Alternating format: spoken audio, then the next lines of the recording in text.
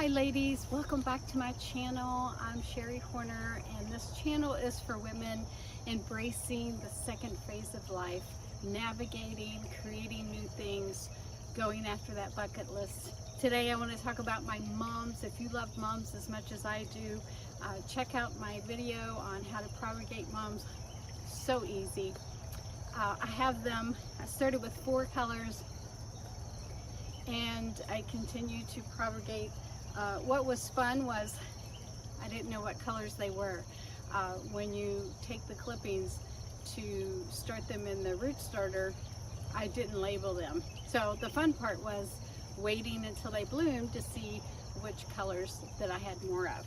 So again, I started with these 4 colors, the kind of dark pink, the maroon burgundy color, yellow, and then the white with the yellow center. I'm not sure which one is my favorite. I think it might be this one. But if you love moms, but you don't want to continue to buy moms every year, in the spring you can propagate them like I did the past spring and have all of these ready for the fall. So I have them displayed here, but I have placed them, picked different areas of my yard and garden and containers to put them in. So I want to give you a little mom tour. I hope you'll hang in there with me. Comment below if you love moms, if you propagate them, or if you have them come back, if they're in the ground, if you have them in containers. Tell me your mom story. And I hope you like this little quick tour of where my moms are. I love my moms.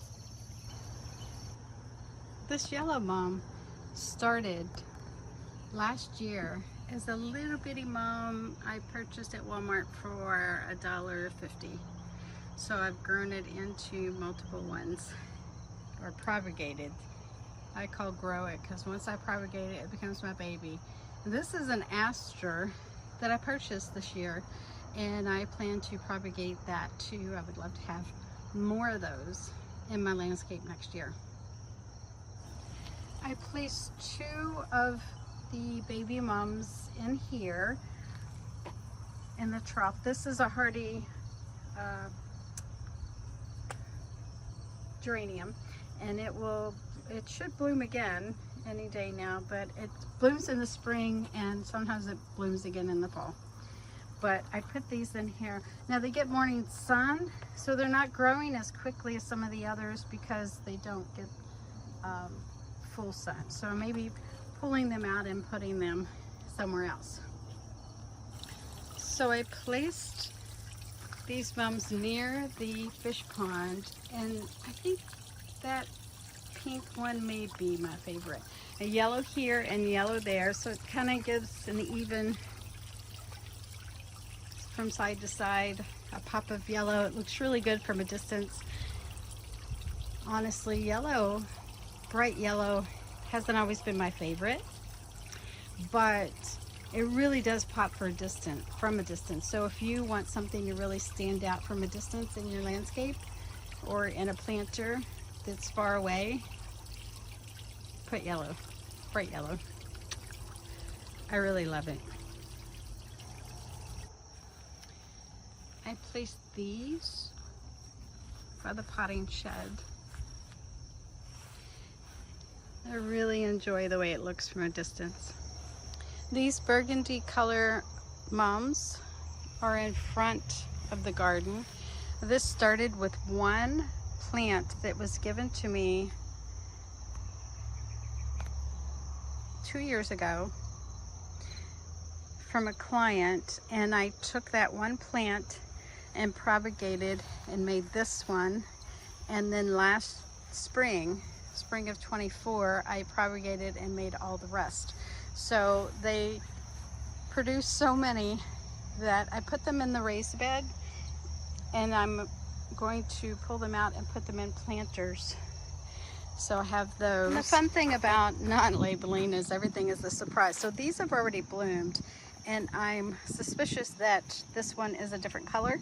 Now, I'm going to be labeling things a little bit better this year.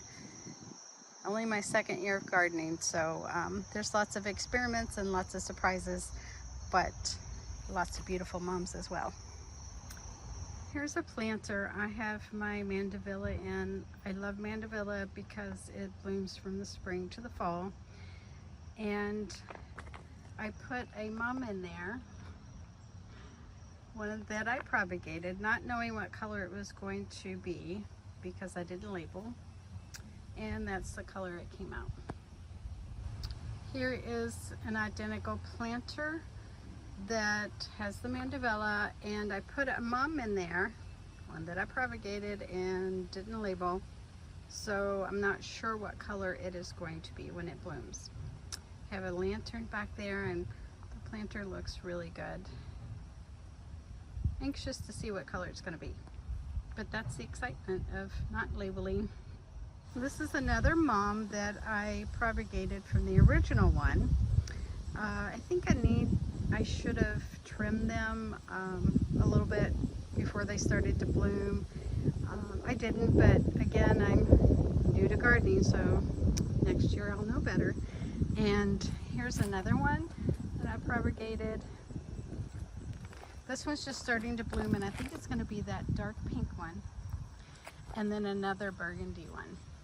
So these are all ones that I propagated, and unfortunately our property gets to host the electrical box from the electric company on the corner of our property, so I wanted to find a way to kind of take the eye off of that eyesore by adding some really pretty flowers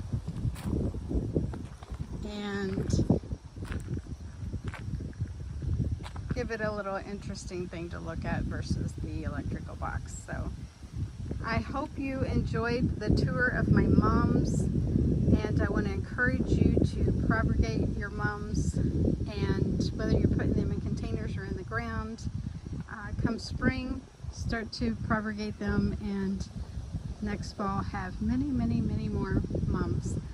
And appreciate you watching the videos. Thanks for joining the community. If you haven't subscribed, please subscribe. Leave your comments. Remember, your remarks and your suggestions and comments really help inspire and motivate other women in our community. And if you haven't hit that notification bell, please do. That will notify you when I upload a new video. And as always, I want to remind you, try something new. Start where you are with what you have. Go after that bucket list. And I hope you enjoy the rest of the video as I just breeze through the garden centers looking for more plants.